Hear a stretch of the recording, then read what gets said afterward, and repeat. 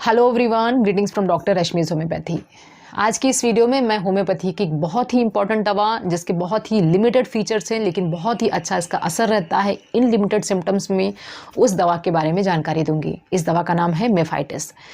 मेफाइटिस नाम की दवा वूपिंग कफ के लिए बहुत ही अच्छी दवा है। वूपिंग कफ मतलब सूखी खांसी, काली खांसी जिसमें बहुत ही ज़्यादा आपको एक साथ में खांसी आती है, बलगम नहीं निकलता, ड्राई अप रहता है पूरा गला, लेकिन इतनी ज़्यादा एक बार खांसी आती है कि पेशेंट को एकदम एग्जॉस्ट हो जाता है। ऐसे सिम्टम्स में मेफाइटिस दवा बहुत अच्छा असर दिखाती है। ये जो दवा होती है एनिमल किंगडम से आती है और इस दवा को डॉक्टर हेरिंग ने प्रूव किया था।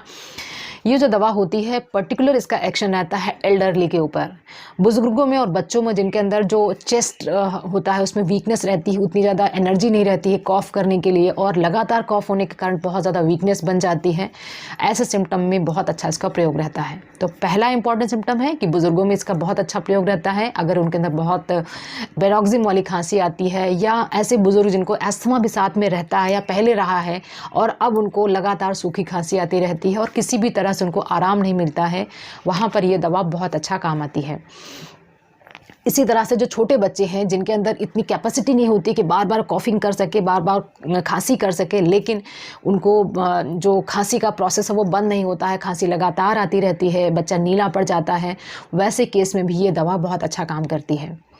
तो ये दवा बुज़ुर्गों के केसेस में तब बहुत अच्छा काम करती है जब कुछ बोलते समय या तेज़ी से हंसी आ गई या किसी से बात करते समय एकदम से बीच में खांसी आ जाती है, एकदम से गले में एकदम कसावट सा महसूस हुआ, कंस्ट्रिक्शन सा महसूस हुआ और पेशेंट को खांसी आने लगी और ये खांसी रुकती ही नहीं है, बार बार खांसी आती रहती है और पेशेंट को बहुत ज़्यादा एम्बैरेसमेंट फील होता है।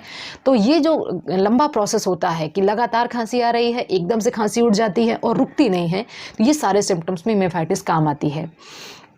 इसके अलावा ये दवा काम आती है अगर बुजुर्गों को चोकिंग हो जाती है, खाना खाते समय जैसे लगता है कि ग्लॉटिस बिल्कुल कंस्ट्रिक्ट हो गया, खाना अंदर को नहीं जा रहा है और एकदम से खांसी उठ गई, तो खाना खाते समय चोकिंग की सेंसेशन अगर होती है due to constriction of the glottis, वहाँ पर भी दवा काम आती है। तो जो बुजुर्ग होते हैं अच्छे से खा नहीं पाते, एकदम खांसी उठ जाती है और खांसी करते करते करते आँखों से पानी और क्योंकि खांसी रुकती नहीं है, तो उस तरह के सिम्टम में भी मेफाइटिस बहुत अच्छा काम आती है।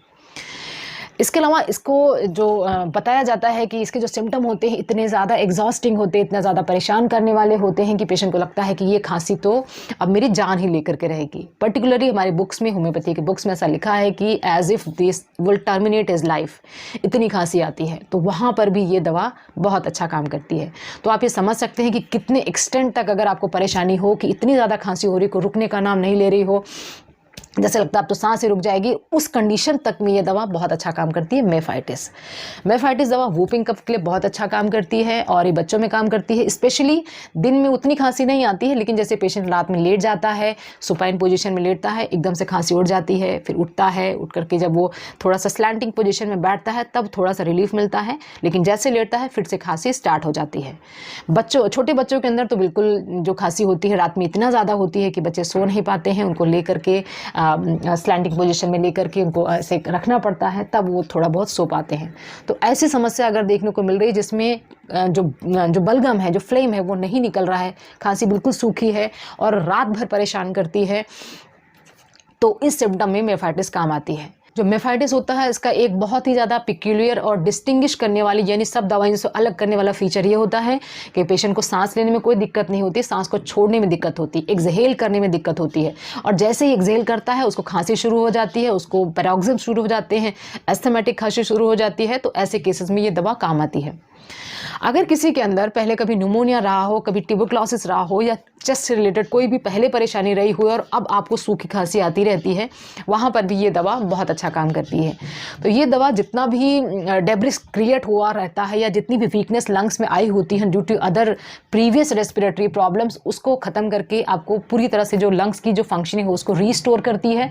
जो ग्लॉटिस का कंस्ट्रिक्शन होता है, चाहे वीकनेस से हो रहा हो, चाहे बुढ़ापे में वियर एंड टियर के कारण वहाँ पे अचानक से कंस्ट्रिक्शन हो जा रहा हो, जैसे खाने पीने में दिक्कत आ रही है, वहाँ पर भी एक दवा काम आती है। इतने सारे सिम्टम्स होने के बाद भी जो पेशेंट होते हैं उनको गर्मी बहुत लगती है, ऐसा लगता है कि वो बिल्कुल ठंडे पानी में नहा ले, आइस कोल्ड वाटर के साथ उनको नहाने का मन करता है। तो ये एक एडिशनल सिम्टम आप लगा सकते हैं मेफाइटिस के साथ। अगर ये सिम्टम मैच करता है तो आप मेफाइटिस ले सकते हैं। जो मेफाइटिस होता है इसका कंपैरिजन अगर हम करें तो इसका कंपैरिजन ड्रोसेरा के साथ बहुत अच्छा रहता है। और इसी के साथ मैं आपको एक केस बताती हूँ। रिसेंटली अराउंड 2 वीक्स बैक मेरे पास एक केस था।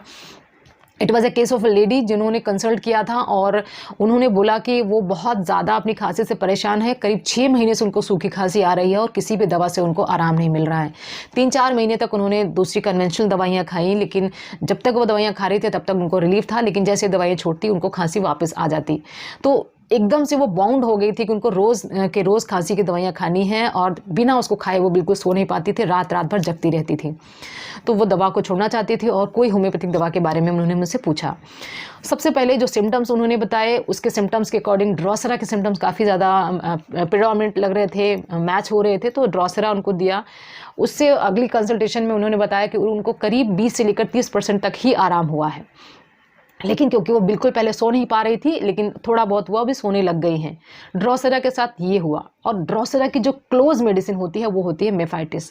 तो नेक्स्ट टाइम जो कंसल्टेशन के टाइम पे उनको कुछ एडिशनल सिम्टम्स ऐड हुए तो उसके साथ मेफाइटिस का स्ट्रॉन्ग इंडिकेशन हो गया और उसके बाद हमने उनको मेफाइटिस प्रिस्क्राइब की। अब वो मेफाइटिस पे उनका अभी ट्रीटमेंट चल रहा है, इस समय भी वो मेफाइटिस ले रही हैं और काफ़ी ज़्यादा उनको इम्प्रूवमेंट लग रही है। एंड शी इज़ लाइक कि बहुत ज़्यादा ही खुश हैं, क्योंकि उनको ऐसा लगता था कि वो बिल्कुल उनकी खांसी कभी ख़त्म नहीं होगी, क्योंकि वो लगातार 6 महीने से खांसी की, सूखी खांसी की समस्या से परेशान थी। तो ये मेफाइटिस और ड्रोसेरा अल्टरनेट भी काम करती है। कुछ समय आप ड्रोसेरा ले सकते हैं, कुछ समय आप मेफाइटिस ले सकते हैं। इंडिकेशन यही होना चाहिए कि गले में कसावट होनी चाहिए, गले में एकदम ऐसा लग रहा है कंस्ट्रिक्शन हो रही है, खांसी सूखी होनी चाहिए। ओल्ड एज में बहुत अच्छा, और बच्चों के अंदर बहुत अच्छा इसका इंडिकेशन रहता है। छोटे बच्चों के अंदर जिसमें शुरुआत में ही निमोनिया वगैरह हुआ रहता है और अब उनको सूखी खांसी लगातार बनी रहती है, गले में बच्चे को कुछ चुभने जैसा लगता है या टिकलिंग रहता है, बच्चे गले में कुछ ना कुछ प्रॉब्लम बनी ही रहती है, वहाँ पर भी आप मेफाइटिस दे सकते हैं। तो अभी सर्दियों के मौसम में भी मेफाइटिस का बहुत अच्छा प्रयोग है। आप इस दवा को अपने सिम्टम्स के अकॉर्डिंग ले सकते हैं। तो फ्रेंड्स, ये सारी जानकारी थी होम्योपैथी की एक बहुत ही इंपॉर्टेंट मेडिसिन मेफाइटिस के बारे में। आई होप कि ये इन्फॉर्मेशन आपको पसंद आई होगी। Wishing you very good health. Thanks for watching.